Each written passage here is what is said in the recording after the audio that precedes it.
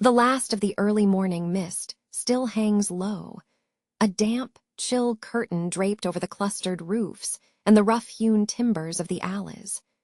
You move slowly now, your feet finding the familiar groove patterns worn deep into the cobblestones from generations of passage.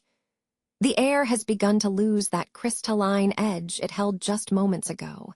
It warms subtly, mixing the coolness of the stone with an almost imperceptible undercurrent of heat. You notice how the low-lying fog refuses to settle completely, clinging instead to the corners and finding purchase in the gutters where rainwater pooled overnight. It is not a dramatic mist, but a weary one, suggesting persistence despite the rising sun. You pass near a trough where perhaps some stable beast drank at dawn.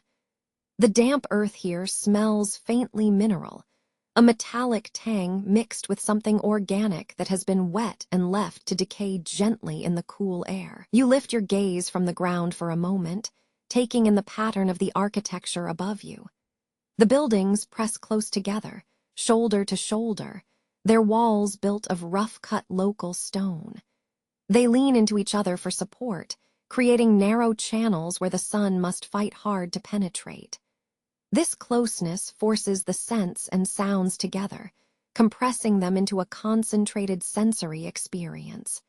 You feel the weave of your tunic against the gentle dampness of the breeze. It is barely enough to register as a cooling touch, more like a memory of coolness than an active draft.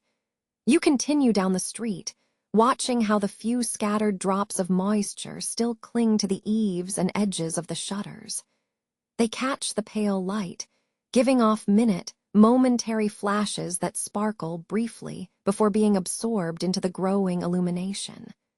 This slow transition from night's dark hush to day's muted bustle is a lesson in patience. Everything must unfold with measured slowness, guided by necessity and habit. The street, for so long a time, has merely been a sleeping body, awaiting the vital signs of its inhabitants. As you walk, your attention settles on the texture of the ground beneath you, the uneven rhythm of the cobblestones, polished smooth in spots but rough and jutting in others, demanding small adjustments from your ankles with every step. You pass a corner market stall that has just begun to open. A man is pulling a heavy wooden screen across an empty space. There are no goods displayed yet, only the promise of them, wrapped within the scent of unfinished wood and oiled canvas. You observe his hands working the hardware, the careful placement of bolts and latches. It is a simple act of routine maintenance, yet it seems deeply necessary in keeping the chaos of commerce at bay until its proper time. The soft scraping sound of metal against wood is surprisingly loud in this early quiet. Further on, you notice something small but significant near a drain. A discarded wooden bucket, stained deep yellow and brown by various liquids over decades. It rests listing to one side, half filled with murky water that reflects the gray sky above. The smell emanating from it is complex, a mingling of old wash water, grit, and perhaps a faint trace of waste from the household adjacent. You do not flinch at this scent. Rather, you absorb it as another layer in the deep, layered history of the city's day-to-day life. It is simply what persists. The sounds begin to build, tentatively at first. Not the sudden blast of activity, but a collection of faint resonances. A distant, rhythmic thump, maybe from a blacksmith beginning his morning rounds. The soft clatter of pottery being moved inside an upper window. The muffled sound of footsteps gaining speed somewhere deeper within the twisting alleys. Each one is isolated, marking only a minute's shift in the overall calm. You pause briefly to let your senses adjust to this emerging cacophony. You consider how the sounds map onto the city's structure. The deepest, quietest noises come from the residential areas. The careful closing of doors, the scrape of brooms against packed earth floors, the gentle creaking of hinges on poorly maintained goods lifts. These are the intimate whispers of existence. The transition in light changes your ability to see detail. Where before you saw only shades of charcoal and slate gray, now edges appear. The crisp white line of a freshly whitewashed wall. The rich, deep green where ivy has begun its slow ascent up a forgotten stone facade. You notice these small visual victories against the monotony of old construction. A man carrying a large coil of rope passes you. He moves with practiced economy of effort, his shoulders slightly hunched under the weight and bulk of the material. The ropes themselves have a scent, a dry, earthy smell mixed with the salt residue they might have picked up from the nearest waterway or market stall. You watch the interplay between the rough hemp fibers and the coolness of the air around them. Your own passage becomes part of the rhythm now. Your footsteps are measured, falling into the pattern of the few others beginning to move alongside you. A scattering of laborers heading toward their assigned quarters. A vendor adjusting his wares near the junction. A small child trailing unnoticed behind a parent's hem. The collective flow creates a gentle, unpredictable current. You reflect on how profoundly tied life here is to its immediate environment. The materials used to build the homes, the stone from the nearby quarry, the wood from distant forests, the earth packed beneath your feet. Each piece tells a story of where it came and what purpose it served. Nothing in this street corner feels accidental. Everything has been placed there by need over time. The sense of smell expands as the sun's strength increases marginally. The cool, damp air begins to give way to the first chemical smells of activity. The sharp, acrid scent of wood smoke from chimneys that have finally drawn their flues, battling with a slightly sweet, almost sickly tangy odor mixed in, the inevitable mixture of human metabolic waste and natural refuse left uncleaned until midday. You continue walking, letting your attention drift like smoke upwards. You are not looking for anything specific. You are simply absorbing the texture of the moment itself. The deep quiet does not vanish suddenly. It is eroded slowly, gently, replaced by a continuous hum, the sound of hundreds of individual routines performed simultaneously, but independently. This gradual wearing down of silence is perhaps the most profound sensory experience of all. You are already warmed now. The careful act of feeding the small hearth has done its work, and the warmth is a gentle, steady presence that seeps up through the flagstones and into your bones. The fire itself burns with a patient heat, turning the wood you have placed upon it into glowing embers and slow, aromatic smoke. You watch this dance of combustion. It is an elemental process, reliable and constant. The scent changes as the fire settles. Initially, there was the sharp tang of newly split pine, fresh and potent. Now, that sharpness has moderated, blending with the deeper, softer smell of spent ash, mixed perhaps with some lingering notes of last night's damp straw bedding. You take a slow breath, drawing in this mingled fragrance, the specific, inescapable perfume of survival within stone walls. The smoke rising from the chimney opening is not acrid. It is thick but gentle, curling upwards and dissipating into the chill early air.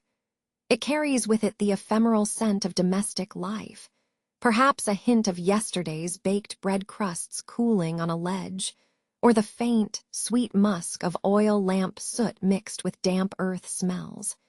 You notice the chimney itself. It is narrow, built of rough-hewn local stone that absorbs and radiates the morning cold even when visible smoke passes through it. The structure seems rooted into the thickness of your dwelling, connecting you physically to the enduring fabric of the city's architecture.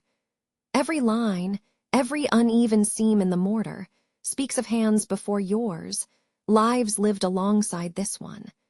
The fire requires tending, a small but steady commitment. You reach down and gather another piece of kindling, feeling the rough texture of dry birch bark beneath your fingertips. The wood feels light, brittle almost, warmed slightly by its proximity to the hearth's glow. You slide it carefully into the heart of the embers. A quiet flicker jumps up, a soft crackle that is more felt than heard. As you settle back on the low bench near the warmth, your attention shifts outward, despite the heavy wooden shutters that mostly conceal your immediate view of the narrow street outside. The city remains hushed, enveloped still in that cool shroud of dawn gray. The faint light filtering through the slats is diffuse, washing everything in a uniform, watery luminescence. You lift your gaze to the cobblestones visible just beyond your threshold. They are dark and wet from the recent night's coolness, glistening faintly under the nascent morning light. You observe the wear pattern on these stones. They are not uniformly aged, but bear marks of specific stresses. The slight trough where a cartwheel has passed repeatedly, the smoother patch near a habitual stopping spot. The quiet is not empty, you realize, but filled with tiny, subdued sounds. The occasional distant clatter of a bucket being dragged over stone, the faint sighing sound of wind passing through gaps in the roofing tiles. These noises are sporadic, like drops of water falling into deep well, unexpected and absorbed immediately by the surrounding quiet. Pausing now, you simply let your senses take stock. You feel the steady pulse of the hearth heat on your face, a contrast to the coolness emanating from the outer wall. You notice the distinct metallic smell of cold stone mixed with the organic smells trapped nearby. The faint, sweet decay of wet refuse that has been gathered discreetly in corners overnight. This moment is one of deep immersion into routine. Before the great rush of day begins, there is this interval, the transition from the absolute stillness of sleep to the slow, measured pulse of collective life. The hearth fire acts as an anchor in this passage of time, a small pocket of enduring warmth and human order against the vastness of the cold morning. You gently rise from your bench. Your feet feel the cool stone floor again, grounding you fully in the present moment. You walk slowly towards the threshold, stopping just where the interior dim light meets the increasing brightness outside. The breath is slow and deep. The day has not yet commanded its sounds, but the fundamental rhythms of life, the smell of woodsmoke, the slight dampness clinging to the air, the coolness of the waiting stone, are already calling you forward toward the next simple action, preparing for the necessary movement that the city demands. You finish arranging the last small jar of ochre pigment, noting how the earthy red catches the faint gray light seeping into your corner. It is a careful moment of organization, preparing the physical space to receive the focused energy of the coming hours. The scrape of your metal knife, blade across the worn wooden bench, feels surprisingly loud in the quiet room, a sharp punctuation mark against the deep silence. You run a fingertip over the smooth wood grain of the workbench, feeling the history held within its oiled surface, the subtle indentations and ghost marks left by generations of similar hands before yours. The air here is still remarkably cool, retaining the chill of the stone walls and the slumbering city outside. You watch the way the light seems to struggle against the thickness of the remaining night, a muted wash of pearlescent gray that does little to lift the shadows in the deep corners of your workshop. Everything remains mostly dark, everything weighted by the dew and the cold dampness. You pick up a length of tightly coiled twine. It is rough beneath your fingertips, braided from natural fibers, smelling faintly of dried plant stalks and sun-warmed earth. You test the strength of the knots, pulling gently on each loop. These simple implements are essential, yet they require such considered attention. The quality of this knot, nothing more than a few intertwined strands, determines if a jar will hold or if a piece of wood will stay together. There is a sense of anticipation here, in this precise arrangement of tools and materials. It is the quiet moment before effort begins, the pause taken when all necessary components are at hand. You breathe slowly, counting the slow rhythm of your own chest within the contained space of the workshop. Your concentration settles into an evenness, acknowledging that true work always requires preparation, a respect for the process itself. You gather small piles, bundles of dried herbs, pigments mixed with binders, carefully sharpened knives laid side by side. The metallic sheen of the steel surfaces seems to absorb and reflect the scarce light differently. Some pieces gleam dully, others drink it in almost completely. You contemplate the difference between a tool that is merely useful and one that is properly prepared. The former will fail when pressure mounts, but the latter is an extension of intention. A faint smell reaches you from beyond the threshold. It is not the rich scent of a fire, nor the potent aroma of ripe goods. It is something more raw, wet stone and the clean, mineral tang of the street before any human activity has truly begun. The city, though sleeping, exhales this elemental odor into the pre-dawn air. You move to the small square opening that serves as your primary view. You wait for the precise moment when the light changes its character entirely, when it stops being merely gray and takes on a definitive quality of gold or blue. The silence outside is not an absence of sound, but a low, deep hum of contained possibility, the sounds of everything waiting to begin. You carefully place your tools upon their designated spots, arranging them with methodical care. You observe how the various materials, the soft pigments, the hard metal, the flexible wood, each require different kinds of respect and handling. They have a purpose, each marked by its utility, yet they are currently dormant, waiting for touch and direction. The initial movement outside is subtle, almost imperceptible, a few stray drops of liquid puddle on the cobbled street nearby, reflecting the diffuse light like tiny, still mirrors. The stone itself looks endlessly wet, seeming to retain the coolness of the deep night hours even as the sun promises its warmth. You notice the way water settles in the minor dips and unevenness of the paving stones, confirming the age and resilience of this place. This meticulous arrangement is not just for your convenience. It is a kind of mental centering. By ordering the physical world around you, you settle the restless edges of your own thoughts. The act requires patience, slowing your movements down until each placement becomes deliberate, almost ritualistic. You feel the inherent value in simple orderliness. After settling your workspace, you take one last deep breath before turning toward the outer door. This breath pulls in the mingled scents, the dust of settled wood and pigments from inside, contrasted sharply with the cold, damp musk of the awakening cobblestones outside. You do not rush through this final step.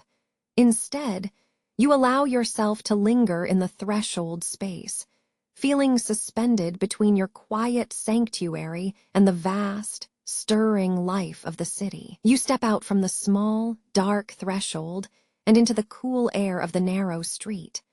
The world outside seems to absorb the faint light of dawn, holding it like a breath. The stone beneath your worn boots is slick with last night's moisture, giving off a cold dampness that rises up through the soles of your feet. You notice how the cobbled pathway slopes slightly downward as you begin to walk. Every step requires a careful placement of weight, a mindful balance against the uneven surface. The first thing that reaches you is a complex layering of scent. There is the mineral tang of wet stone and damp earth, cold and clean like deep groundwater. Mingled with this baseline odor are sweeter, more pungent notes. The faint, yeasty smell of forgotten bread scraps drying near a drain grate, and beneath it all, the pervasive but subtle musk of many animals. a mix of horse, goat, and stray dog that have navigated these narrow lanes throughout the long night. You pause briefly, tilting your head slightly. The air itself feels heavy with history, weighted down by countless footsteps and breaths taken over generations in this very spot. You watch a drip from an overhang, slow and steady, marking time against the rising murmur of the city awakening. As you continue slowly through the alleyway, noticing the architecture, you see how buildings lean slightly into one another, pressed together for warmth and space. The upper stories jut out over the street in places, forming shaded alcoves where people might quietly wash clothes or simply sit to escape the dampness of the morning air. You observe the details of the refuse scattered along the gutters. Discarded woven baskets lie half-filled with wet straw. Broken ceramic shards catch the minimal light, gleaming dully like discarded jewels. These objects tell stories of yesterday's abundance and today's necessary waste, seamlessly integrated into the rhythm of life here. A small group of porters moves down the street ahead of you. They carry thick, knotted ropes attached to crude wooden sledges piled high with various goods. Crates of roots, bundles of harvested herbs, rough rolls of cloth. The rhythmic dragging of wood over wet stone creates a soft, irregular scraping sound that underscores the deep quiet. You watch their labored movements. It is not the hurried motion of desperation, but the measured effort of routine survival. Their breath steams faintly in the cool air before your faces. You notice the quality of their rough tunics and leather belts, worn smooth by years of carrying such burdens. They speak to a steady, persistent engagement with this difficult trade. As you move past them, the combination of materials, wet hemp rope, sweat-dampened skin, and stacked wood, adds another layer to the olfactory landscape. It is earthy, honest smell, nothing perfumed or refined, simply the scent of labor in an ancient place. The flow begins to change subtly now that you are closer to the main thoroughfare. The narrow alleyway gradually widens into a more public space, and with this expansion, the sounds multiply. You hear the distant clinking of metal, perhaps a cart wheel turning near a blacksmith's shed, and the occasional braying call of a donkey being led through the crowd. You slow your pace, allowing yourself to observe how these initial sounds coalesce. They do not clash. Rather, they weave together like threads passing through a loom, establishing the underlying hum that defines city life before the full burst of commerce. A nearby window suddenly becomes active. A woman stands briefly in her doorway, hanging wet laundry across a wooden beam between two houses. The scent emanating from this small act is distinctly different, cold soap mixing with the fresh, almost medicinal smell of linen fibers drying in the cooling air. You watch the subtle sway of the clothesline as if catching an unseen draft. Your attention draws to a man setting up a stall near where the alley meets the open square. He unfolds a heavy piece of painted canvas, covering what was previously just wet cobblestones. On this impromptu display, he stacks baskets filled with bright yellow goods, likely dried herbs or perhaps saffron threads. The intensity of their color pops against the gray tones of the morning and seems almost unnatural in its vibrancy. You reflect on how fundamentally tied these small moments are to time itself. Every stall set up, every load carried, is synchronized to the slow, predictable rhythm dictated by the rising sun and the practical needs of human sustenance. Life here does not rush. It simply unfolds across necessary tasks, demanding attention at each turn. The temperature remains cool, forcing you to notice how your own breath feels, visible plumes in the morning air that dissipate quickly into the expanding scents. You move closer to a cluster of people gathering near what might be a public well. They are not interacting loudly. They are simply existing together in the shared necessity of drawing water. The sound here is dominated by low murmurs, punctuated by the rhythmic clang and slosh of buckets being filled and lifted. The scent shifts again, now adding the clean, cold smell of deep groundwater mixing with the mineral aroma of rough stone. It is a grounding, elemental scent, suggesting an uninterrupted resource that has served this community for centuries. You find yourself observing the details of their hands, thick-knuckled palms, wrinkled fingers, and elbows bent in familiar postures. These hands are tools, evidence of repetitive labor performed under these very arches and along these damp stones. As the sun begins to rise slightly higher, it manages to pierce through a gap between two buildings across the way. The effect is brief but striking, a sudden shaft of weak gold light hitting the wet cobblestones directly in front of you. This momentary brightness makes the water pooled on the stone shine with incredible clarity, reflecting the blurred forms of passers-by and the overhanging architecture. The illumination alters everything, deepening the colors of the discarded goods and making the dampness seem less like grime and more like a profound part of the city's texture. You absorb this visual shift, the transformation from muted gray to tentative gold, mirroring the transition in human activity below. You continue walking, letting your steps dictate a slow, observational pace. You pass another section where refuse is carefully piled, composting materials mixed with scraps and discarded bones. The smell here is potent, undeniably mingled, requiring you to breathe slowly and deliberately through your nose, accepting the complexity of the urban biological cycle. It is not simply garbage.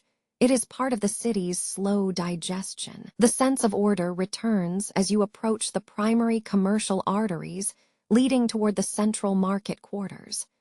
The intensity of the smells increases exponentially. Freshly cured leather goods mingled with the sweetness of spices, competing with the metallic sharpness emanating from a nearby smithy that has just begun its day's work. These aromas are powerful anchors, dragging your attention into the immediate reality of commerce and need. Your passage through these awakening streets is less about reaching a destination and more about the process of immersion itself. You take inventory of what you have witnessed, the damp chill giving way to rising heat, the profound silence yielding to measured noise, the simple necessities, water, food, raw materials, being laid out across the ancient stones for the day's work. You feel yourself settling into the city's deep, enduring, breathing rhythm. It is a slow cycle, governed by smoke and water and the relentless turning of goods, a quiet testament to continuity that persists regardless of fleeting personal concerns. The air, though carrying its thousand mingled scents, feels imbued with an ancient peace, the peaceful persistence of human life passing through history's worn streets. The muffled rhythm of the street is now a steady drumbeat, replacing the tentative sounds of opening shutters. You navigate past barrels and crates that still smell strongly of raw earth and brine, noticing how the morning dust has begun to settle around the fresh piles of goods. Everything here, in this busy corner of the city quarter, feels built upon layers of yesterday's activity and today's promise. The air itself carries a complex signature. Beneath the sharp, yeasty tang of bread that has just come from an oven nearby, there is the deep, metallic smell of sweat mixed with coal smoke. You draw a slow breath through your nose, cataloging these smells as if they were precious samples. It is not one single scent, but a composite wash, the sweetness fighting gently against the underlying grit. You walk slowly past the blacksmith's stall. The rhythmic striking of metal upon metal is loud and immediate, a hot punctuation mark in the soft cacophony. You pause just at the edge of his workspace, allowing the noise to settle around you. What strikes you is not merely the sound, but the sudden, dramatic temperature shift. From the cool dampness of the alleyway, where the stones retain the night's chill, you are enveloped in a blast of radiant heat from the glowing coals and the work itself. The smell emanating from that corner is unmistakable. Scorched iron, heated dust, and the distinct sharpness of hammering metal that has been subjected to intense fire. It smells like transformation. The intensity of this sensory moment makes you notice small details on the ground near his bench. Tiny flecks of orange slag glisten against the dark, wet cobblestones, remnants of sparks cooled quickly by the damp morning mist. You watch the smith work. He doesn't pause in his rhythm for a breath, yet it seems to draw its sustenance from the beat itself. The effort required is visible in the tension across his shoulders and the controlled swing of his hammer. It speaks less of skill than of sheer, enduring necessity, the need to continue to produce. You move on, your pace moderated by this cluster of intense sensory inputs. Ahead, a baker's cart has pulled up. The scent here is vastly different, softer, and more comforting, dominated by the rich, warm perfume of baking wheat and yeast. You observe the loaves themselves. Their crusts are deep gold, slightly burnished from the wood fire, suggesting they have endured the heat well. You can imagine the simple act of pulling those heavy baskets of bread, hot and weighty, out into the cool morning air. This kind of food feels intrinsically tied to survival, a dense source of energy needed for a day spent maneuvering through crowded streets. The sounds continue to shift like passing gusts of wind. Further down the lane, you detect the low, systematic groan of effort as two coopers drag a massive barrel across the stones. The smell accompanying them is rich and potent, that deep, earthy musk of wet oak wood, mixed with tar and linseed oil used in sealing. It is an aroma that feels foundational, speaking to craftsmanship and durability. You realize how deeply intertwined these trades are with the fabric of this city. Metal providing tools, wood building shelter, grain sustaining life. As you pass a stall selling woven baskets and reeds, you slow your steps again, tilting your head slightly as if listening to something very far away. The noises of hammering and baking seem to recede momentarily, leaving behind a moment of acoustic clarity. What fills that space is the gentle lapping sound from a nearby stream, or perhaps just the distant splash of a pail being emptied into a gutter drain. These natural, less human sounds offer a brief counterpoint to the industrial clamor. You notice how people interact with these various sources of noise and smell. Some walk with their faces slightly averted, perhaps shielding themselves from the smoke of the smith or the refuse near the baker's area. Others seem completely accustomed to it, carrying the scent like an expected part of their passing through. You observe the careful choreography required simply to exist in this vibrant confluence of human labor. It is a performance of daily survival. The raw materials you pass, the heaps of leather scraps, the stacks of newly cut planks, the glistening piles of fresh produce near a corner stall. Each smell suggests a different kind of potential.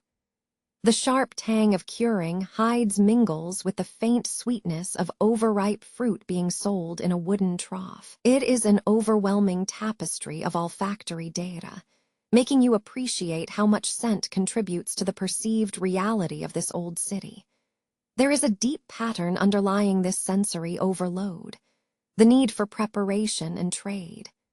Every sound, every smell, points back to human effort, the labor required to transform raw materials into usable goods, to turn morning light into marketable coin. You feel the weight of that collective effort settle upon you, not as a burden, but as an understanding. The city is waking up, inhaling its own industry, and you are simply moving through the breath of it. You adjust your path slightly, navigating around a discarded stack of empty crates. These objects are simple, utilitarian, yet they carry the residue of countless journeys, scratches in the wood that tell tales of rough handling, damp salt stains on the bottom, planks from cargoes of fish or goods shipped by river. You continue to observe how these seemingly mundane pieces of refuse become markers of life and commerce. The trash itself tells a story of consumption and movement. The increasing light now means the morning mist is beginning its slow retreat up the walls, pulling back like a curtain too heavy to hold. Where the stones were entirely obscured by gray vapor moments ago, they are now revealed in patches. The texture of the mortar, the uneven rise and fall of the paving stones, each surface stained by time and repeated passage. The cool touch of the stone is still palpable through your clothing, offering a physical reminder of the slow passing of temperature, from night cold to day warmth. The continuous sounds gradually build into a complex symphony. The clanging metal, the calls of vendors promising quality goods, the steady rhythm of footsteps on wet stone. It is less chaos and more an organized clamor, a soundscape designed by human necessity. You allow yourself a moment simply to listen, letting the individual noises blend together until they form one deep, continuous hum. The genuine thrumming sound of a working city at its prime awakening. The morning has progressed, shedding the sharp edges of pre-dawn chill. You leave the relative enclosure of your workshop and step onto the main thoroughfare, where activity is beginning to gather at the market edge. The air here feels different from the narrow alleys. It carries a weightiness, a density woven from dozens of separate lives starting their day. You begin by simply walking slowly, allowing your senses to adjust to this complex tapestry of early commerce. The cobblestones beneath your worn boots are damp still, slick with residual moisture, and perhaps something organic that refuses to fully evaporate.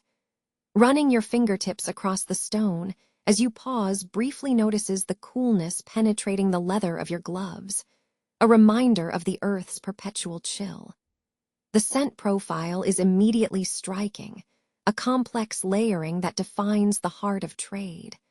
Underlying it all is the base note of damp earth and mineral-rich stone, but this is swiftly overlaid with sharper, more potent aromas. You approach where the fishmonger has already set up his stall.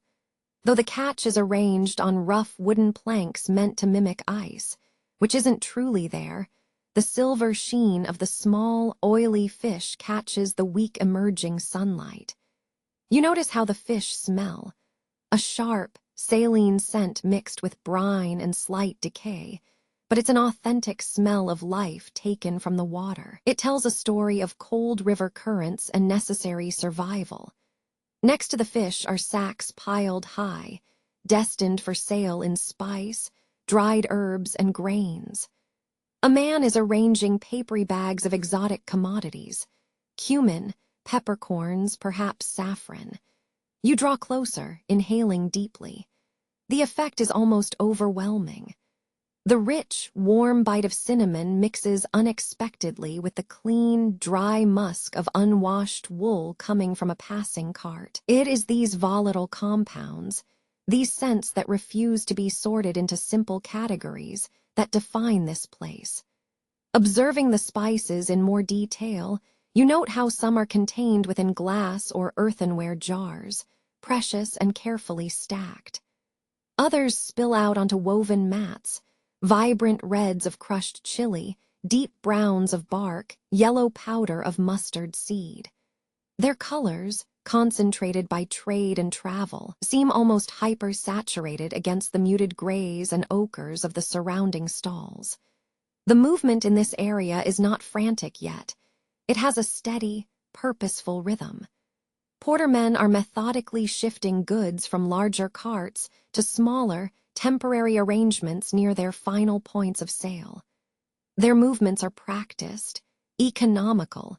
Every lift, every placement, suggests years spent hauling weight across uneven stone. You watch the strain in their shoulders and the easy rhythm of their breathing as they coordinate with one another. You find a momentary space by a stack of crates awaiting transport. As you pause, your attention turns upward, taking in the architecture that frames the market. The buildings press close together, built up layer upon layer over centuries. They are made of heavy stone and timber, their upper stories often jutting out at awkward angles to maximize every square foot of living space. Observing this structure makes you consider the density of historical life. How many lives have been lived in the shadows cast by these very stones? You feel a sense of quiet kinship with the enduring nature of these walls. From this spot, you can hear different conversations merging into a low, murmuring hum, the collective sound of commerce. A negotiation over the price of grain is punctuated by a sharp laugh. The call of a vendor advertising woven baskets overlaps with the clanking noise of copper pots being stacked on a nearby stall. These are not singular sounds. They braid together into a continuous soundscape that confirms you have arrived at the functional heart of the city. The sensory immersion deepens when you notice the residue left by humanity and commerce. Near your feet, there is a scattering of leaves and bits of forgotten refuse. A damp piece of bread crust, perhaps a dropped nutshell, mixed with straw littering the ground where people have gathered too closely. This waste, this necessary byproduct of life in close quarters, provides a grounding reality to the beauty of the commerce unfolding around you. It is an ecosystem of consumption and renewal. You understand that every discarded scrap here was once utilized, bought, or consumed. It simply changes its role from valuable object back into part of the street's earthy decay. This cycle, slow yet relentless, is what defines existence in a densely populated medieval city. As you move away from the freshest array of spices and fish, your attention shifts to the nearby flower stall, marking a subtle change in the air. The fragrance here is sweeter, more ephemeral, a gentle mix of wet petals and damp soil. You notice bunches of herbs displayed. Rosemary with its sharp, pine-like clean scent, lavender promising deep violet calm, and common weeds that possess an unexpected resilience and wild perfume. The sheer variety of materials required to sustain a medieval life settles upon you, from the profound wetness of the harbor's goods to the dry heat of faraway spices, from the mineral grit beneath your boots to the sweet decay of fallen flowers. You process this information not as a list, but as an accumulated feeling of constant energetic exchange. You realize that the ability of the city to smell so many things at once, the good, the necessary, and the unavoidable waste, is itself a sign of its vitality. It is chaos filtered through routine. The scent of roasting nuts mixes with the pungency of tanned leather as a nearby cooper finishes assembling a sturdy wooden barrel. This mingling suggests craftsmanship and preparedness for trade. Walking continues slowly now, keeping pace with the steady flow of people. You observe a child chasing a stray fowl near the edge of the market, a fleeting moment of unburdened energy against the backdrop of serious commerce.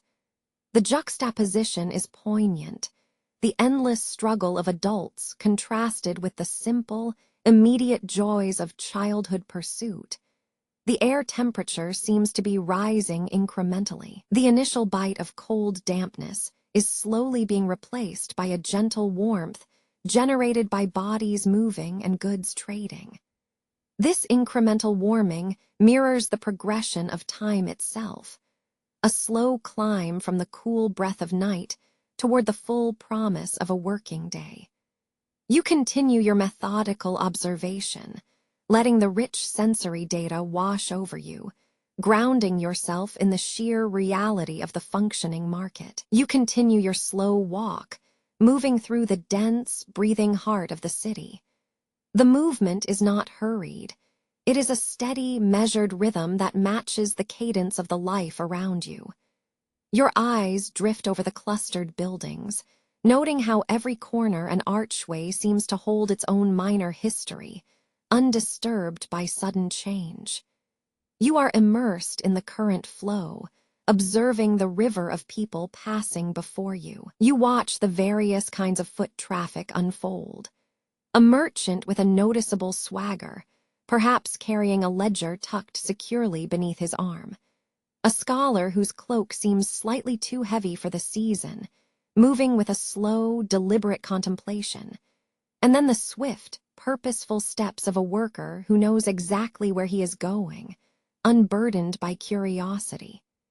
Each pace tells a silent story about the person's place in this complex weave of daily life. The ground beneath your feet shifts slightly as you move past stalls set up against the walls. Simple wooden structures filled with goods. Bolts of dyed wool stacked high, earthenware pots arranged in neat pyramids, and baskets overflowing with root vegetables. The air here is a collage of scents, layered and complex. There are the earthy, damp smells rising from wet cobbles, mingling with the sharp, slightly metallic scent of brine carried over from the nearby fishmongers' stalls. Beneath those dominant notes, you detect fainter whispers, the sweet, yeasty aroma of bread that was baked very recently, and the deep, complex undertone of burning wood smoke carrying the residue of many lives' hearth fires. As you pass a small grouping of people pausing near an open doorway, your gaze settles on their activity. An old woman is slowly drawing water from a trough positioned low to the ground. You observe the careful way she grips the wooden bucket, her joints seeming creaky with age, yet her movements remain economical and practiced. Her companion nearby, perhaps her child or grandchild, assists by holding the edge of the rope steady, their attention focused entirely on the task at hand. The sheer repetition of the action, the lowering, lifting, straining, is profoundly grounding, reminding you of enduring human rhythms set against the vast backdrop of time. You notice how the light changes as you move between the main thoroughfare and a deeply recessed side alleyway. Where the sunlight hits the open street, it is bright but diffused by the haze that hangs in the air. But stepping into the shade creates an immediate shift. The world cools palpably. The smells become more concentrated, almost humid, like turning pages in an old book. In these shaded passages, you observe details usually missed. Carvings worn smooth on wooden beams, patches of stubborn moss growing between cobblestones, and discarded scraps of brightly colored cloth caught under a doorstep. The sheer density of life is palpable. Though the moment feels calm for you, the underlying energy is a steady thrumming beneath the surface noise. The subtle creak of cart wheels over stone, the low, murmuring exchange of greetings between acquaintances passing each other, and the occasional sharp clatter of dropped metal or pottery. You slow your pace slightly as you walk past a group that seems to be gathered near a fountain. They are not speaking loudly, but their proximity creates an eddy of activity. Some people simply pause here in the morning flow. Perhaps they are waiting for someone, or maybe they are just taking a necessary break from the momentum of commerce. You find yourself observing gestures. The way a man subtly brushes dust from his knee, the slight adjusting of a shawl on a woman's shoulder, the quick, furtive exchange of goods between two people who acknowledge each other with only a nod. These quiet moments of pause are perhaps the richest part of your walk. They allow you to feel the underlying texture of community, a network built not just of streets and buildings, but of shared routine and mutual awareness. You realize that while life is busy and sometimes loud, its true energy often resides in these small, unobserved patterns. The way people navigate around each other without needing to exchange a word. The synchronized rhythm with which three neighbors pull laundry lines taut against a common wall. The passing crowds are like a river of humanity. Some currents are strong, driven by urgent necessity. A blacksmith rushing back from his forge, perhaps, or a porter racing with goods to an unseen destination. Other currents are slow and meandering, dictated by habit, the gentle progress of someone strolling simply for the sake of movement, their eyes looking upward at the architecture rather than down at the path. You notice that even the inanimate objects seem to bear witness to this parade of life. A wooden bench carved with initials from long ago, a drain pipe covered in streaks of rust and time, the stacked barrels waiting patiently for coopers to turn them into something else entirely. They are anchors of memory, silent partners in the daily spectacle. Your reflections deepen subtly as you proceed, pondering the sheer continuity required by these routines. Every day, the same necessities: water gathered, goods sold, bread baked, tools sharpened. The rhythm is relentless, but within that relentlessness lies a strange kind of deep comfort, a profound certainty in the ongoing cycle of human endeavor. You continue to move forward, absorbing this wash of life and labor around you. You are walking not just through streets paved with ancient stone, but through layers of time. The smells change again as you turn into a slightly more commercial artery. Here, the air carries a sharper mix, the tang of cured leather from saddlers' stalls mixing with the sweeter, heady scent of fresh-cut herbs displayed by a local vendor.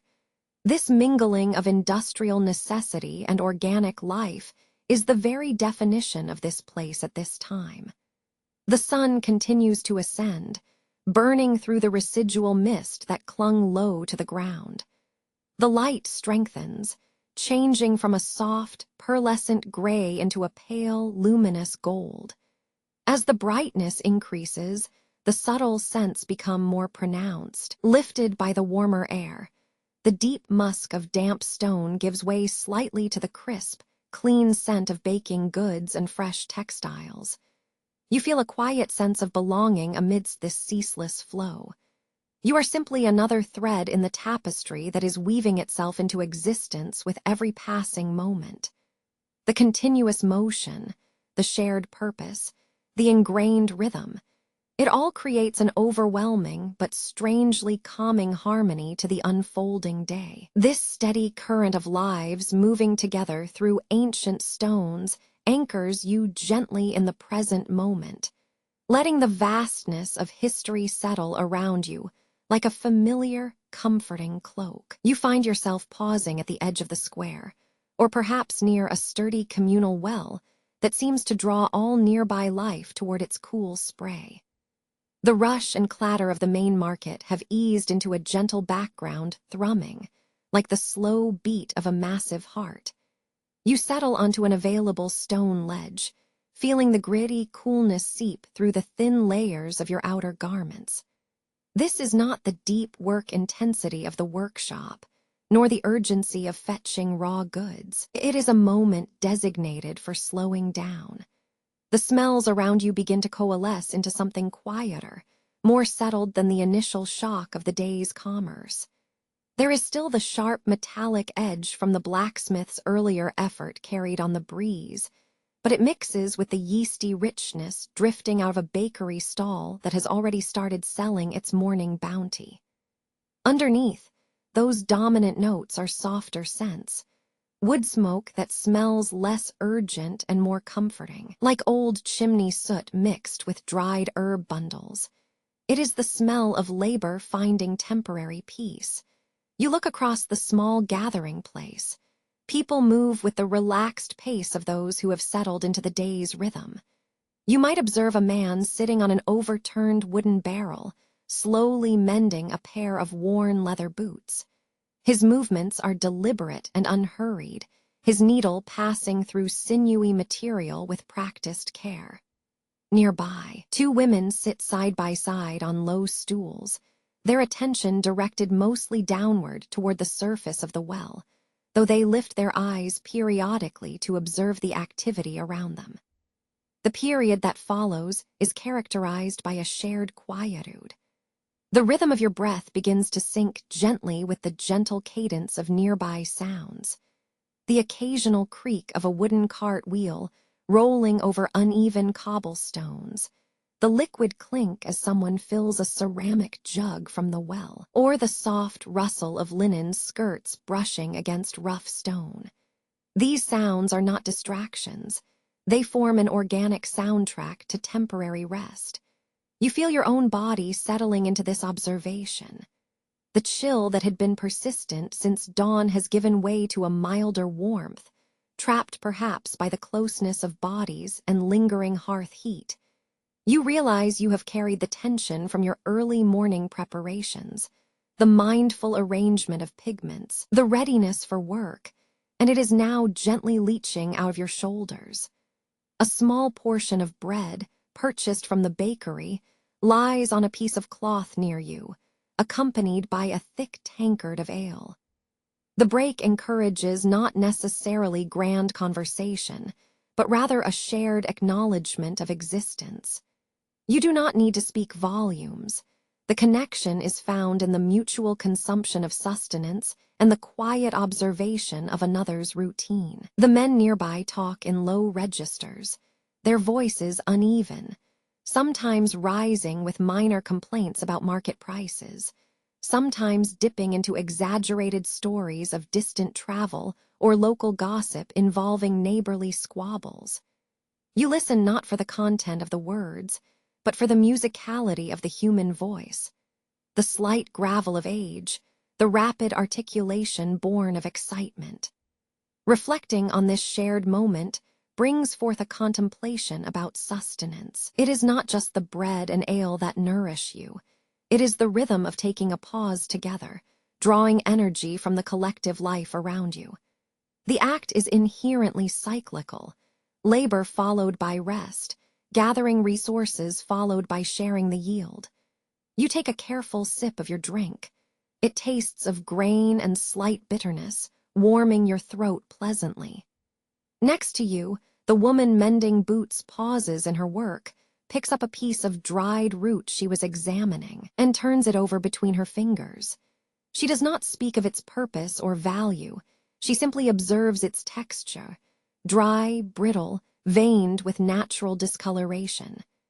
This simple act becomes a lesson in quiet appraisal.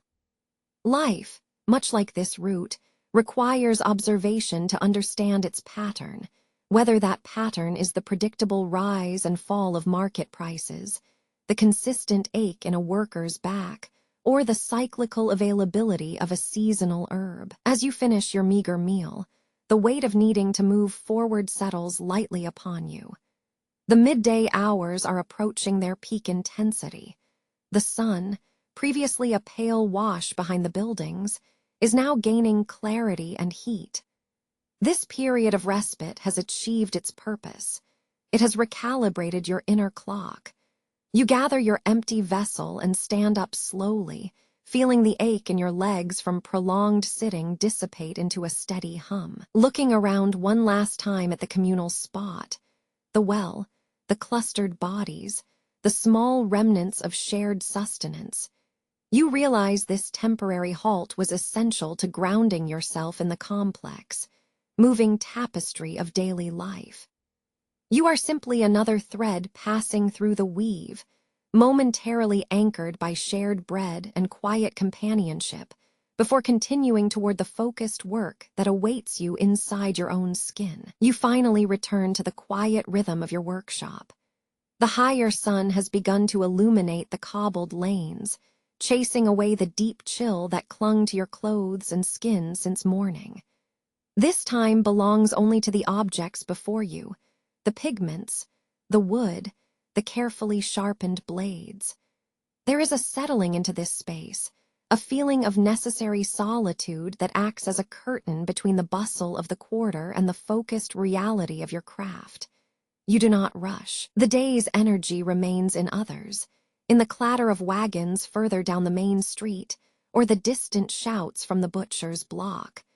But here, within the rough walls and against the familiar scent of aged wood, time slows considerably. Your hands, which have been carrying goods and watching the rhythm of others all day, now begin to remember their precise purpose. They learn the gestures required for creation.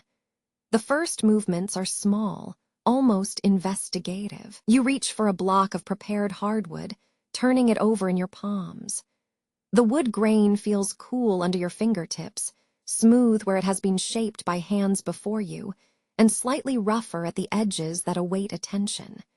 You notice the faint smell emanating from the surface, a mix of dry tannins and captured air. This piece, like all things in this old city, carries the breath of time. You select your carving tool, a small instrument with a narrow, curved blade. The metal is cool to the touch, bearing the invisible film of day dust mixed with residual oils from previous use. You lift it up and turn it slowly against the weak light spilling through the high, dusty window. What you observe is not just the polished steel, but the careful balance achieved by its maker long ago, a perfect extension of your own forearm. A quiet attention settles over you as you begin to prepare your workspace again, even though the tools are already in their designated places. You steady yourself at the main workbench, running your knuckles lightly across the thick, scarred oak surface. The wood is deeply patterned, bearing scores and stains from years of effort, each mark a record of focused labor. It feels grounding, reliable beneath you. You dip your thumb into a shallow basin of pigment, perhaps ochre mixed with a binding agent derived from tree sap or egg white. The paste is thick, rich, and smells faintly mineral, like crushed earth. This simple mixture holds the promise of color, of recorded thought, waiting for guidance from your steady hand. The actual work begins in measured intervals. You guide the tool across the block of wood. It is not a forceful action. It is a conversation between metal and material. The initial sound is soft, a gentle shush of friction. You must observe where the resistance is, noting the subtle changes in density within the grain. Some patches require deeper pressure, others yield almost too easily.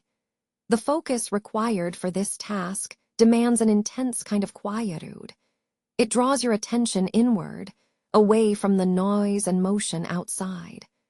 All that exists seems to be the weight of the tool, the texture under its edge, and the subtle drag of effort. You feel the muscle memory activating, a deep connection between thought and action honed by years of repetitive skill. Sometimes you pause simply because the rhythm requires it. You lift your head momentarily, not to listen for sound, though the faint sounds persist, a distant hammering, the clatter of hooves, but just to allow your vision to rest and refocus on the small patch of wood before you. Your eyes adjust from the varied light sources outside to the contained, intimate space of your bench. When you continue, the motions become deeply meditative. The scraping sound changes slightly in pitch as you penetrate different layers of the block. You observe the dust accumulating, a fine, pale powder that catches the shafts of sunlight and seems briefly magical against the dark wood. This residue is evidence. It confirms effort expended. There are moments when a natural thought slips into your concentration. Perhaps you consider how the life captured in these colors or lines will be received by another person who will hold this object years from now. Will they see only its material worth, or will they sense the quiet hours of patience and precision that gave it form? The process is an echo of history itself, the passing down of knowledge through touch and repetition. You realize your skill is not something that sprang fully formed, but rather a series of thousands of tiny, cumulative actions performed by hands before yours. You take a small break to sharpen the blade again. The grinding stone feels gritty beneath your palm. The rhythmic back-and-forth movement requires continuous, mindful exertion. You listen to the rasping whisper as steel meets stone, an almost negligible sound that nevertheless cuts through the ambient city hum. This minor ritual of maintenance grounds you further in the present task. The light outside continues its slow ascent, turning the damp cobblestones a pale gold by now. The warmth from the hearth fire seems a distant memory compared to the clean heat rising now that the sun has crested the rooftops. You feel your own breathing deepen and slow to match the steady pace of your work, moving into an almost rhythmic partnership with the craft itself. You continue scraping and sanding, shaping the piece further. The finished surface begins to emerge, smoothly yielding, bearing the marks of its labor not as flaws, but as evidence of its journey to completion. This deep focus is a sanctuary. It allows you to inhabit only this moment, defined by scent, texture, and the precise arc of your own hand. By following the ingrained pattern of movement, the world outside seems muted. The noise becomes merely background hum, the life cycle of the city continuing its great slow turning beneath your skilled solitude. You are here, connected to wood, to pigment, and to the ancient, enduring rhythm of human hands making things. You have moved through the center of the city, letting the bustle settle around you like a familiar weight. The hours have passed since the morning's frantic energy, the sharp smells of freshly cut goods and hot metals, and now the light has changed. It is later in the afternoon, casting long, soft angles from the high walls and through the narrow gaps between buildings. You find yourself near a more open square, a place where life seems to congregate even when work slows for the heat of the day. Here, the air feels slightly different than the cluttered market street, carrying a mingled warmth of dust, sun-baked stone, and the distant scent of wood smoke that has settled into the background. The intense focus of the day's work slowly begins to soften, mirroring the shift in light outside. You feel the transition not as an ending, but as a gradual turning toward a softer energy. The golden afternoon sun, which beat down during your morning transactions, now seems to gather into fewer rays, stretching across the uneven cobblestones and illuminating the dust motes that hang suspended in the cooling air. A gentle weariness begins to settle deep in your bones. It is the cumulative exhaustion of standing, carrying, observing, and creating, the day's simple accumulation of movement. You feel drawn toward a quieter corner, away from the main thoroughfare where the hasty bustle still lingers. The primary smells that clung to you through the afternoon, the metallic tang of unsold goods, the sweet sharpness of ripe fruit, the heavy musk of humanity, begin to soften and mingle with the scent of cooling earth. You walk slowly now, letting your steps dictate the pace. You notice the architecture changing its mood as the shadows lengthen, turning familiar walls into deep pools of ochre and umber. The deeper alleys that were merely passageways during the morning rush now seem like quiet veins carrying the slow blood of evening activity. Everything moves at a slightly more deliberate tempo. The light hitting the side of an old mason's house casts long, distinct lines across the worn stone. You observe how differently the colors look. The bright, demanding ochre of midday is replaced by softer siennas and mauves that seem to absorb the heat rather than reflect it. This shift in color makes you pause, simply watching the quality of the light deepen on your skin and clothing. As you pass the corner where two lanes converge, there are more groups gathered than earlier. They are not moving with purpose, they are pausing. A few people sit upon overturned wooden crates, their backs leaning against the cool stone walls. Others walk slowly, perhaps having finished errands or simply taking advantage of the cooler temperature that is finally descending from the heat of the day. You find yourself near a gathering of neighbors preparing for the evening exchange. The atmosphere here is different from the frantic energy of the market square. It possesses a quieter gravity, a deep sense of community woven into slow movement. There is the gentle sound of wood scraping against stone as someone is carving or mending something small. The smells gathered here are complex and intimate. They are no longer just general refuse or commercial odors. Now you smell charcoal smoke mingled with roasted herbs, the faint, yeasty promise of bread baking slowly indoors, and the specific, comforting scent of wet wool hanging on a line to dry. These scents speak not of commerce alone, but of settlement, of people making themselves comfortable at the end of their long day. You slow your pace even more, absorbing these sensory layers. You watch an elderly woman carrying a basket filled with harvested root vegetables, her gait practiced and rhythmic. Her movements are a quiet testament to years passing through this very space, a choreography of necessity. Nearby, a few men are gathering near the fountain, perhaps sharing watered wine or simple conversation. You realize that this convergence at dusk is less about buying and selling, and more about acknowledging presence. The day's debts have been paid, the necessities have been exchanged. Now remains the exchange of time and knowledge, a slight nod to a neighbor, an unspoken understanding of mutual aid. You observe how these small interactions form a subtle but strong net that holds the community together. As you drift along this lane, you notice goods being handled in much more casual ways than during the morning's strict trade cycle.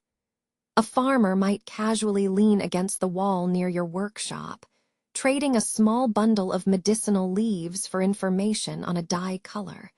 A woman exchanging fresh water with an acquaintance while discussing the price of kindling.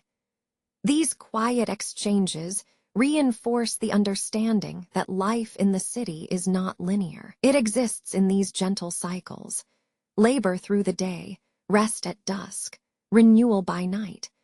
You pause near a small brazier where two men are quietly smoking pipes and talking low. Their voices rise and fall like slow waves against the stone walls, weaving a sonic blanket of domestic routine.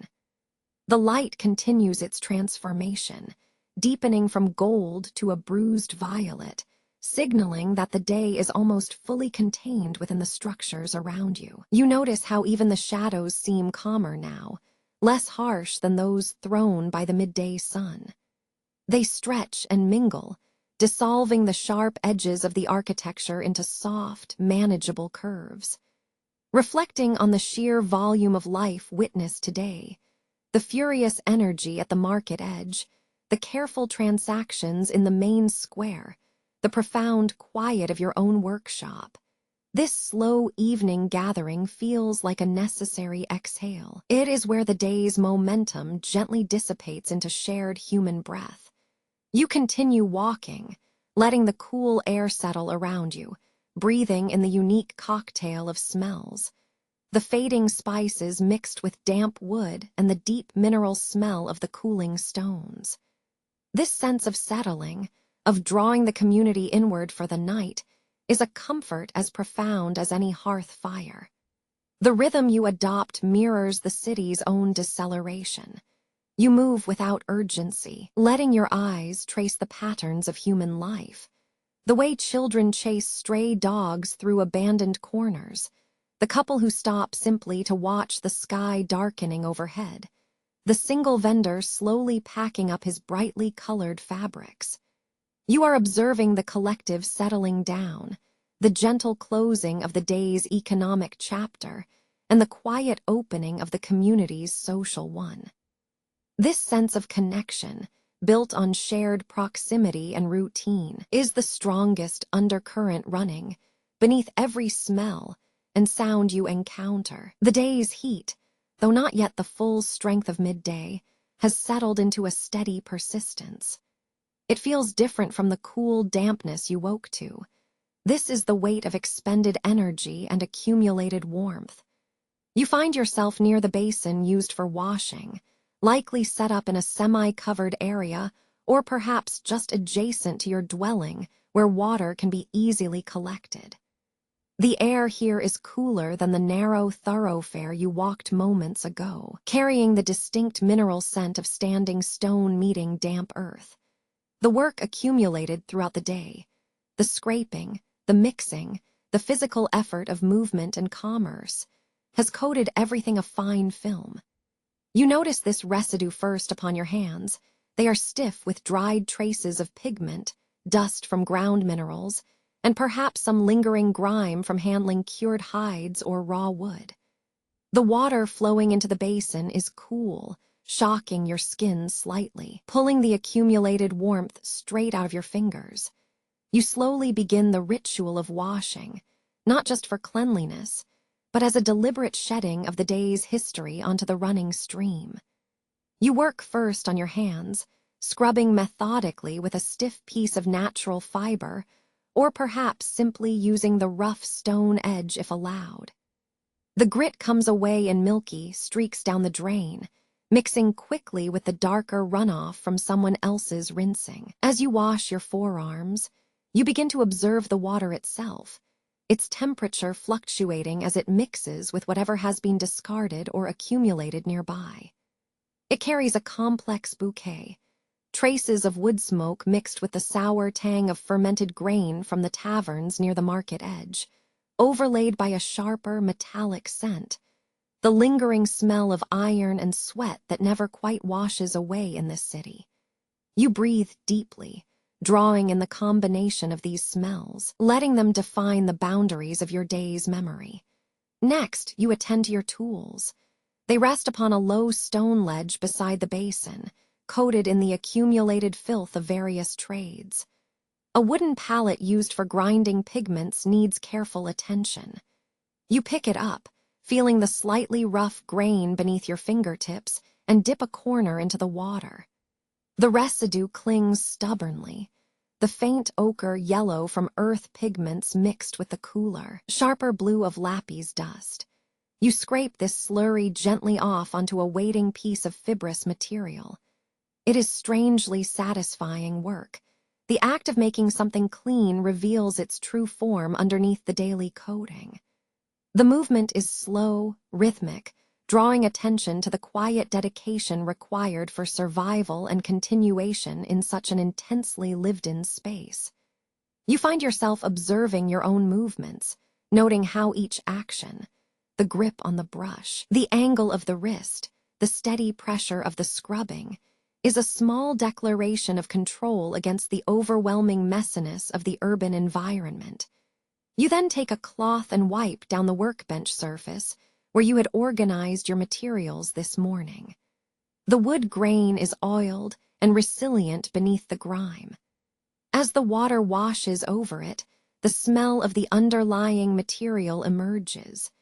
Damp oak mixed with stored beeswax and stale, dry pigments that have been sitting undisturbed for days.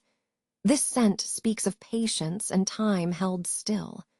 The philosophical weight of this cleansing moment is profound. You are not simply scrubbing away dirt, you are systematically stripping away the accumulated narratives of the day.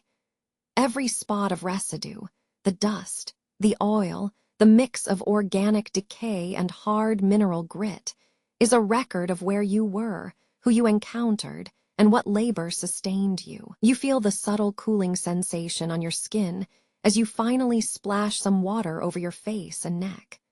The cool liquid is instantly refreshing, pulling your awareness taut and making the sounds around you seem clearer.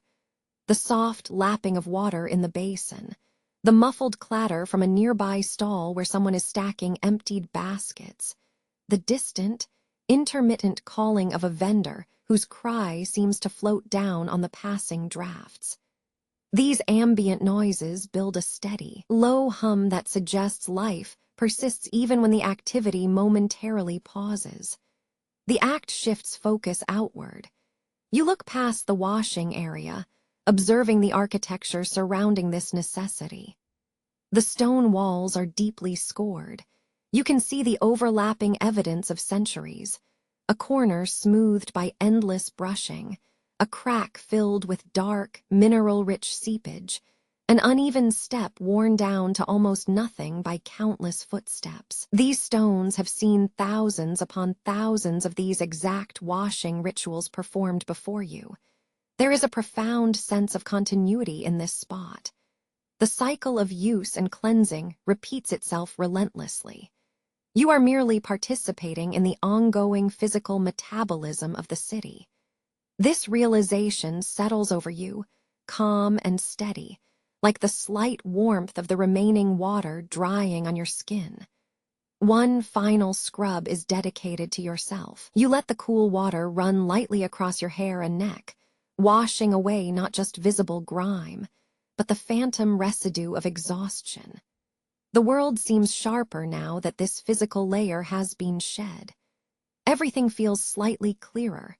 The contrast between the deeply shadowed corners of the alleys and the way the late afternoon sun manages to find a single shaft of light through the smoke-stained canopy overhead. You gather your clean cloths, folding them with practiced ease. The water basin continues its quiet trickle, indifferent to the passing ritual, simply accepting the residue of another cycle's work. The lingering smell is now predominantly mineral and slightly metallic, the scent of quenched labor, readying you for the quieter passage through the evening streets, carrying only the essential weight of your tools and the gentle fatigue that comes from a day spent grounded in the breathing rhythm of a medieval city. The cool stone floor of your dwelling feels different now, perhaps a little warmer than it did hours ago. You shed the damp weight of the outer garments and allow yourself to settle onto a low bench near the hearth. The day's accumulation of sounds, the rhythmic hammer blows, the calls of the market, the murmur of many conversations, seems suddenly distant, muffled by the thick wood walls surrounding you. There is only the soft, persistent glow emanating from the embers in the grate and the flickering light spilling from the small oil lamp near your hands. You take a moment simply to sit, breathing in the air that has settled around you. It is not quite the sharp, clean bite of pre-dawn, nor the rich chaos of the midday sun. It carries the amalgam of the entire day, a whisper of wood smoke clinging stubbornly, the dry scent of swept ash mixed with the fainter, deeper notes of last night's cooking fires. You notice how the lamplight catches motes of dust dancing slowly in the column of air rising from the hearth. They are tiny, silent reminders of the passing time. You move through a small ritual of preparing for rest and reflection. You gather a simple bowl and find some leftover scraps, perhaps yesterday's dark bread or stale crusts that retained just enough structural integrity to be eaten. The meal is not grand. It is purely sustaining, functional. As you sit at the rough wooden table, observing the patterns etched into its surface by countless elbows and spilled stains, you feel the physical ache of the day settling into your bones. Not a pain, but a deep, steady weight that comes from honest labor. The warmth emanating from the hearth draws your attention. You reach out slowly, letting your fingertips near the glowing coals, feeling the slight increase in heat radiating outward.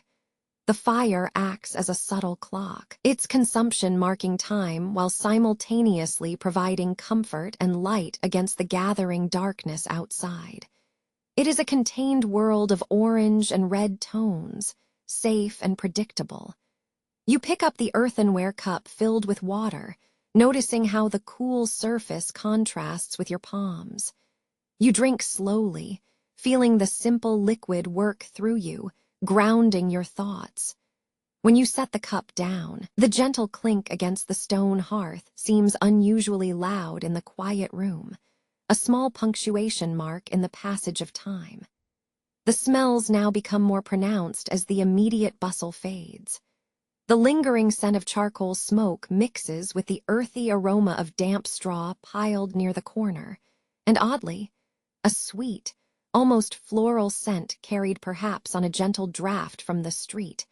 Maybe it is wood smoke carrying the fragrance of spilled spices or blossoms. You look out of your window slit. The sky has softened to a deeper indigo, deepening through shades of violet that promise night, but have not yet yielded entirely to it. Though you cannot see much past the stone walls opposite, you can hear the city breathing at a lower frequency now. It is the sound of quiet lives winding down, the distant, sporadic clanging of metal fading into silence, the faint, steady drip of water from an eave pipe, the occasional muffled clip-clop of a single horse's hoof echoing up the slope. A sense of deep fatigue begins to settle over you. This weariness is not merely physical, it seems woven into your thoughts as well. You contemplate the sheer volume of human life that has passed through these streets today. The quick, bright bursts of energy, the slow, measured paces, the repetitive rhythms of necessary trade. Each face seen on the cobblestones held a unique story of effort and necessity. The process of your day, from the brisk efficiency of morning preparation to the sustained focus of creating by hand, has anchored you firmly in the present moment. You consider the arc of light observed across the day, from that washed-out gray mist at dawn, through the blinding white strength of noon, down into this soft, reflective twilight gold. This changing illumination is a constant measure, guiding the movements and minds of everyone in the city. Your mind gently drifts back to your workshop bench, visualizing the materials you handled. The smoothness of polished wood grain, the sharp resistance of freshly honed blade steel, the varied texture of pigments ground from minerals. These objects, which demanded so much focused attention hours ago, now seem imbued with a deeper meaning. They are physical records of time and skill.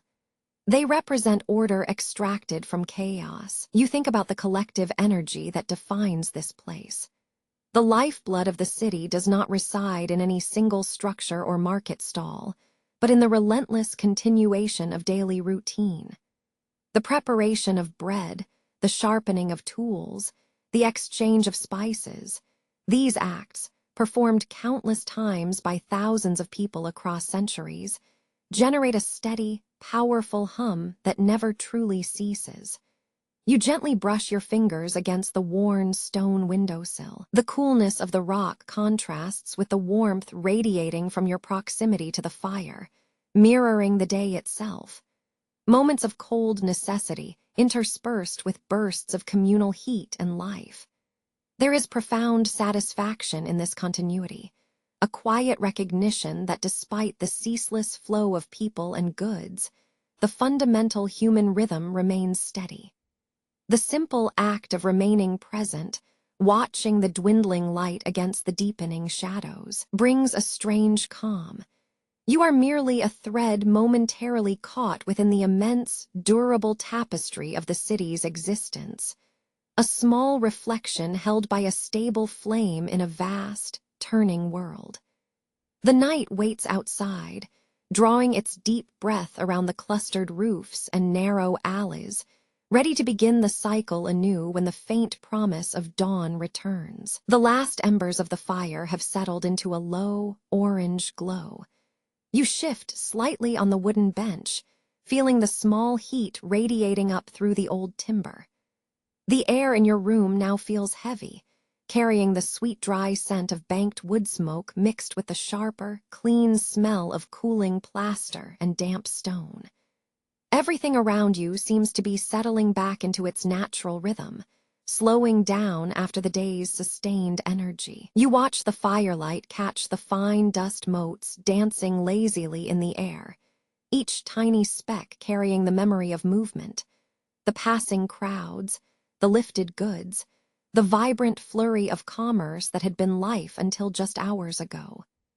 This gentle settling is a profound kind of stillness.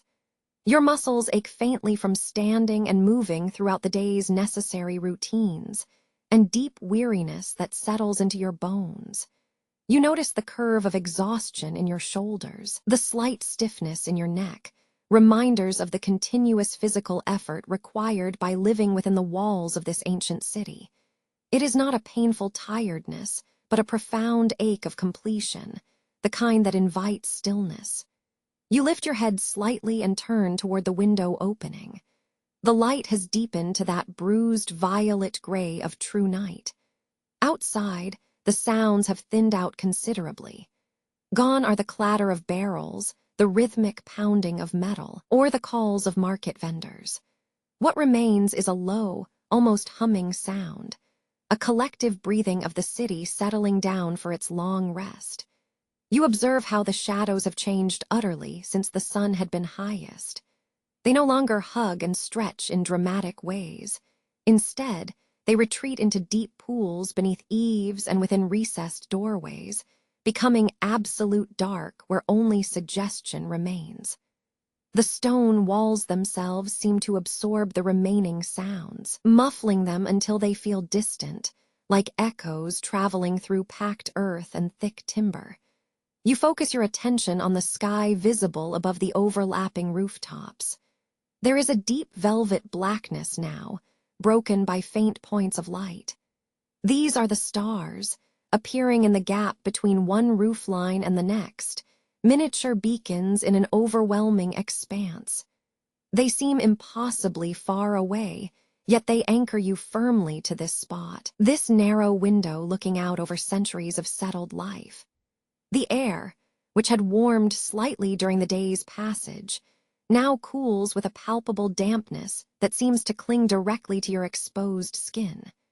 You draw a slow breath through your nose and feel the cool chill deepen in your lungs. It smells predominantly of aged stone, mixed with the subtle, haunting aroma of spent cooking fires, a complex mix of burnt fat, charring wood, and night dew gathering on discarded buckets. This blend of scents is purely nocturnal. It speaks not of activity, but of suspension. You look down at your hands resting in your lap, observing their texture under the failing light. The day's work has left subtle marks upon them, a faint residue of pigment beneath a nail, a slight hardening from gripping rough handles, or perhaps just the grime that no soap can fully lift. They tell the story of the passing hours without needing a word. It is through these small, unnoticed details, the way the last lingering scent reminds you of the spice quarter, the chill contrast with the residual heat in your bones, the rhythmic appearance and disappearance of the stars, that you feel the full scope of time's passage. The night does not simply arrive. It layers itself upon the day, a profound blanket weighted with countless untold stories. You settle back against the wooden bench, allowing the weight of the cooling air to press gently around you. Your gaze drifts outward again, taking in the pattern of the tiled roofs and the huddled mass of chimney pots.